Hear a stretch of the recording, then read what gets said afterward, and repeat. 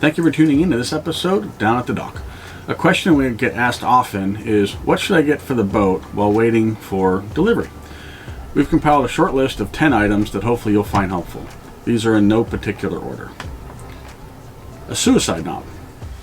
So we added a suicide knob. It's one of the things that I wish I would have taken with me on my way down to the boat when I took delivery. Without the suicide knob, when you go to dock, you're manually turning hand over hand, and it takes 5.5 turns to get from one stop to the other.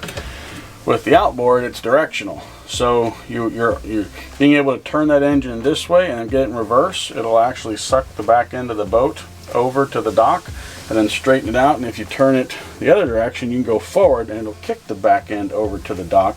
But you got to get from all the way port to all the way starboard, all the way port back again while you're going in gear, in forward and into gear and reverse into gear. Suicide knob, like that to one way, all the way that to the other way. Much faster. Easiest mod to do, it just clamps on. 20 bucks on Amazon. We'll put the link to this in the description below. The one thing to note on the suicide knob is it's meant for round, and yet it's a little bit of an oblong steering wheel. There's a protective cover that goes in here. I couldn't get it to fit with the protective cover on, so it's likely if I pulled this off, it probably would have marred the steering wheel. I can tell you after driving with it, I won't ever be taking this off. If this comes off, it's to replace it with another one. Now, having the knob on makes it a lot easier to maneuver the boat, especially during close quarters for docking. 3 additional fenders. So the boat comes with 3 fenders. They are polyform. The size of them is G5. It's a G5 polyform. Found them on the internet. Exact same one, same color to match. Boat comes with 3 of them. You really want 6. Why do you want 6? Let's take a look at the other side of the boat. When you're moored in a marina, whether it be a guest marina and you're in finger slips, or if it's your home marina and you're moored, you need the fenders on the other side for your boat neighbor. And when they're coming or going, in case they've got a problem, you want to have your fenders out as additional protection. Just like we have here. Our neighbors got their fenders out and we have ours. This is why you want an additional 3 fenders. 1 additional 25-foot 5/8" dock line. So the boat's going to come with 2 15-foot lines and a single 25-foot line. I'd recommend you go buy an additional 25-foot lines because the idea is the 15-foot lines are your breast lines, that's your bow and stern, and then your 25-foot lines are your spring lines that would crisscross on the boat. And you can't crisscross if you've only got one 25-footer. So the recommendation is to go get another 25-footer. The lines that come with the boat are made by Top Knot. And I ended up just going to West Marine and bought an additional line there. It doesn't matter the manufacturer of it, but 5/8" is the thickness of it, and it's to keep them the same. That way it's easier to handle. They're all the same diameter. Additional lines for docking. If you're mooring your boat, you're going to want to go and get a set of lines specific just for the dock. So if you look at this, these dock lines come off, so when we leave, these stay here because they're tied to our poles.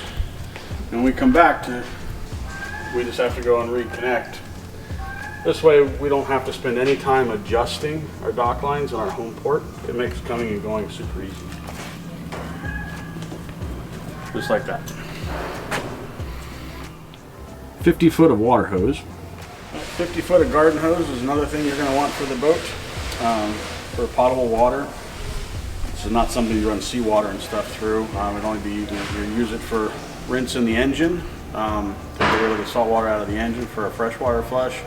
If you have the outboard, the other thing you use it for is filling your water tank up and also washing the boat instead. So what I recommend that you pick up one of these, just an on-off valve, a valve for the very end, because on this side of the hose it saves you from going back, turning the water on and off a bunch of times as you swap out different nozzles. I always go just a regular spray nozzle. It's important just for rinsing the boat after we come back. A water filter for filling the water tank.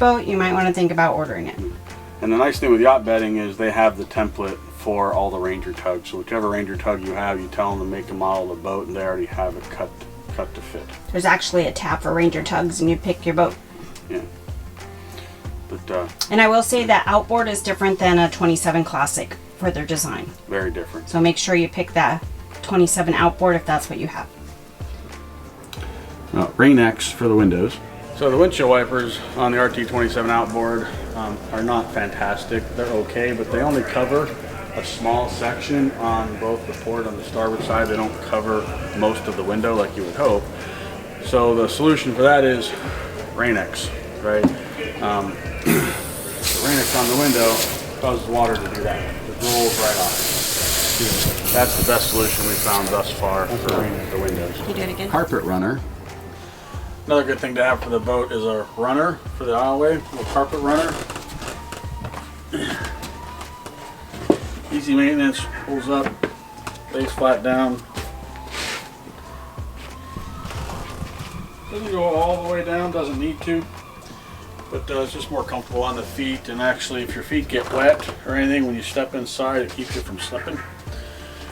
Especially if the boat's rocking and rolling and stuff. Sometimes it gets wet if you're working crab pots or something like that in the back, the water gets everywhere. And as a bonus, vacuum squeegee.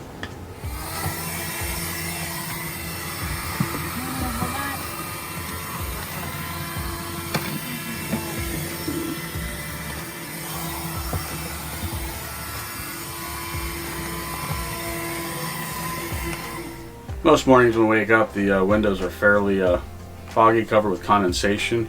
We always try and leave one of the vent windows open on the top, but it just is unbearable.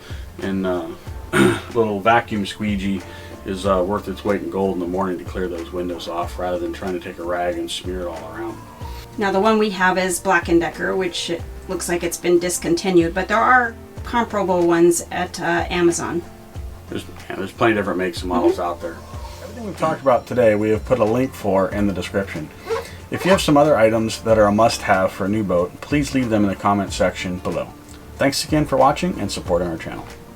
And until next time, stay tuned for more channel surfing.